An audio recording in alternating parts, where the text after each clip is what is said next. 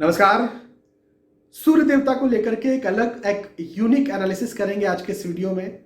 हालांकि आपको ढेर सारे एनालिसिस मैंने ही अपने इसी चैनल पर इसी पेज पर दिए हैं और सूर्य देवता को लेकर के दिए हैं। लगन कुंडली के अलग अलग भाव में सूर्य देवता होंगे तो क्या फल देंगे, उनकी दशाएं चलेंगी तो कैसे फल देंगे, सूर्य देवता किन किन बातों को किन किन चीजों को रिप्रेजेंट करते हैं।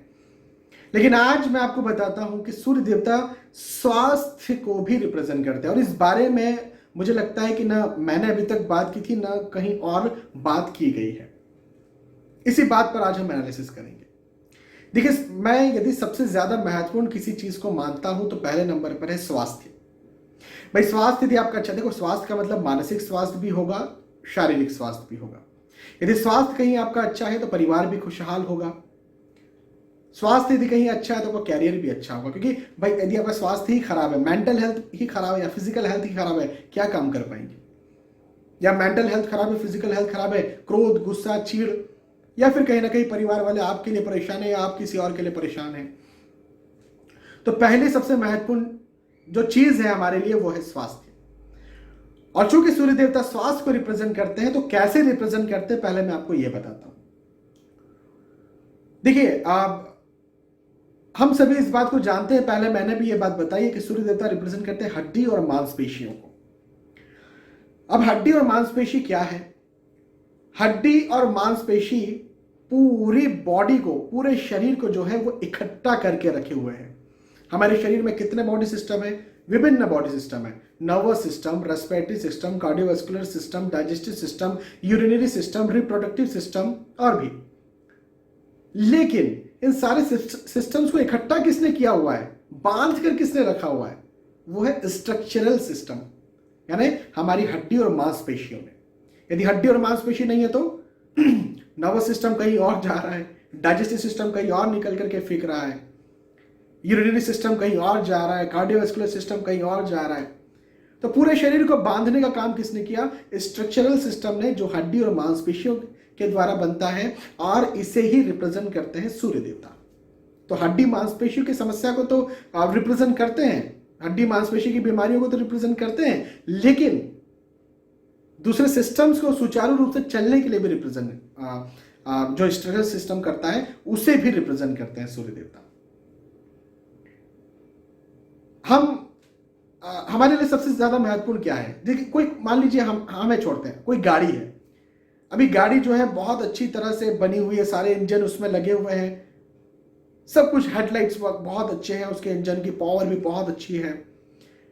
लेकिन जब तक उसके अंदर तेल नहीं है, जब तक फ्यूल नहीं है, क्या वो गाड़ी चलने वाली है?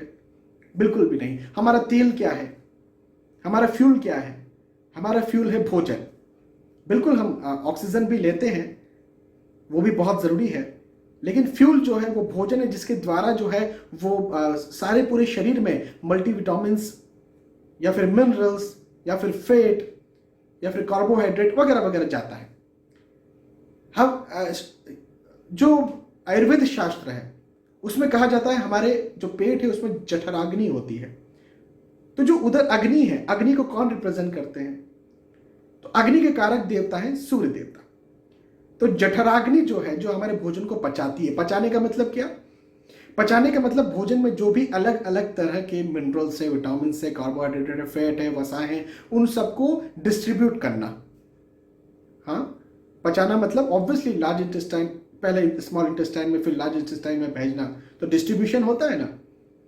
ये जठराग्नि को भी जो है वो सूर्य देवता रिप्रेजेंट करते हैं। बताइए, इसके अलावा आपका स्वास्थ्य अच्छा रहेगा क्या?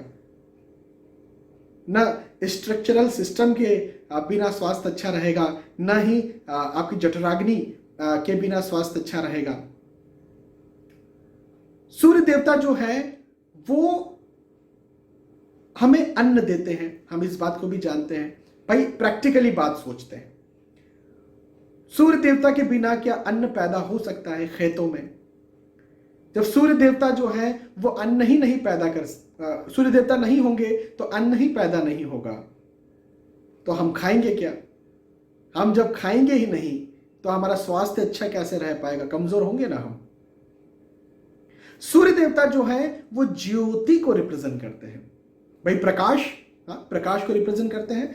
मैंने एक बार किसी से पूछा कि कोई एक वस्तु अवेलेबल है, कहीं पर कोई एक वस्तु रखी हुई है, यदि उस वस्तु को आपको देखना है तो आपको किन चीजों की जरूरत पड़ेगी? वस्तु तो अवेलेबल है हमारे पास। तो उस लड़के ने कहा कि भाई आंखों की जरूरत पड़ेगी। मैंने कहा बस? तो उसने कहा हाँ, वस्तु और आंखें, वस्तु तो रखी हुई है ऑलरेडी, आंखें हैं मेरे पास। मैंने कहा ठीक है। रात के अंधेरे में जो है बिल्कुल आप कहीं या फिर एक कमरे में आपके सामने वो वस्तु भी मैं रख देता हूं, आपके पास आंखें तो है, आप अपनी आंखों को भी साथ में रखिए और मैं पूरे लाइट बंद कर देता हूं। अब क्या वो वस्तु दिखेगी आपको? तो फिर उस लड़के ने कहा हाँ, प्रकाश की भी जरूरत पड़ेगी। तो यदि किसी चीज को देखने के लिए आंखों की जरूरत है तो प्रकाश की भी जरूरत है, उतनी ही जरूरत है प्रकाश की। तो प्रकाश को कौन रिप्रेजेंट करते हैं? सूर्य देवता। यदि हम किसी चीज को नहीं देख पाते हैं तो निसंदेह हमारा स्वास्थ्य खराब होगा ना भाई। यदि हम किसी चीज को नहीं देख पा रहे, मानसिक स्वास्थ्य तो खराब होगा, चिंता तनाव होगी, थोड़ी देर के लिए आप ये मान के चलिए कोई प्रॉब्लम हो गई आपकी आंखों में, मानसिक तौर पर आप परेशान हो जाएंगे। आंखों में किसी प्रकार की कोई प्रॉब्लम होती है, निसंदेह हम सब परेशान होंगे। तो उन आंखों की प्रॉब्लम्स को, या फिर हम ये कह सकते हैं कि ज्योति को सूर्य देवता रिप्रेजेंट करते हैं। तो सूर्य देवता हमारे स्वास्थ्य के लिए बहुत ही ज्यादा महत्वपूर्ण ग्रह हैं, और यदि सूर्य देवता की अनुपस्थिति हो तो निस्संदेह हम जीवित ही नहीं रह पाएंगे। भाई हमारे स्वास्थ्य पर ही तो हम जीवित हैं, अच्छा स्वास्थ्य है तभी तो हम जीवित हैं। इम्यून सिस्टम देखिए, आज के समय में इम्यून सिस्टम कमजोर हो रहा है और इंसान जो है वो खत्म हो रहा है कोरोना की वजह से। तो जब अच्छा होगा, अच्छा अंदर जाएगा, जब अच्छा पाचन होगा, जब हमारा सिस्टम्स अच्छे से काम कर पाएंगे, तो ही हम जो है जीवित भी रह पाएंगे और खुश भी रह पाएंगे। तो सूर्य देवता जो है वो हमारे स्वास्थ्य को रिप्रेजेंट करते हैं, और उनकी वजह से शारीरिक तौर पर हम मजबूत रह पाते हैं, हम खुश रह पाते हैं। तो सूर्य देवता हम सभी के लिए बहुत ही ज्यादा महत्वपूर्ण ग्रह बनते हैं, और निसंदेह सूर्य देवता के लिए हम सभी को रोज उपासना करना चाहिए। यदि कोई देवता है जिन्हें हम देख सकते हैं तो वो चंद्रदेव और सूर्य देव ही हैं। तो सूर्य देवता की उपासना करना चाहिए। रोज सुबह के समय सूर्य देवता को जल भी चढ़ाना चाहिए। अब मुझसे ये पूछा गया कि सूर्य देवता को जल कब चढ़ाएं। हालांकि मैंने एक वीडियो के माध्यम से बताया है कि सूर्य देवता को जल सुबह के समय तब चढ़ाएं जब आप सूर्य देवता को अपनी आंखों से देख सकते हैं। भाई दोपहर के 12 बजे अपनी आंखों से देख पाएंगे क्या? लेकिन सुबह सुबह जब सूर्य देवता उदय हो रहे हैं, जिन्हें बाल सूर्य भी कहा जाता है, जो पिंक होते हैं, लाल रंग के होते हैं, उन सूर्य देवता को जल चढ़ाना चाहिए। वो सही जल चढ़ाने की प्रक्रिया है। उसके बाद में जब सूर्य देवता को हम देख ही नहीं पा रहे अपनी आंखों से, फिर जल चढ़ाने का कोई मतलब नहीं निकल जाता। तो आज के इस वीडियो में मुझे आपको सूर्य देवता को लेकर के कुछ अलग बताना था, और इसके अलावा भी जो पिछले वीडियोस बने हैं, आप चंद्र देवता को, मंगल देवता को लेकर के, गुरु बुध शुक्र शनि देवता को लेकर के, उनके विषय में भी मैंने आपको अलग से बताया दिया। आपने वो वीडियोस नहीं देखे तो उन्हें भी आप जाकर के देख सकते हैं। आपने आज के वीडियो देखा, आपका बहुत बहुत धन्यवाद। आने वाले वीडियोस में, आने वाले एपिसोड्स में फिर मिलेंगे। यदि कहीं एक और बात मैं आपको बताऊं, यदि कहीं सूर्य देवता जो हैं उनकी स्थिति कुंडली में कहीं खराब है तो मैं आपको एक उपाय दे रहा हूं।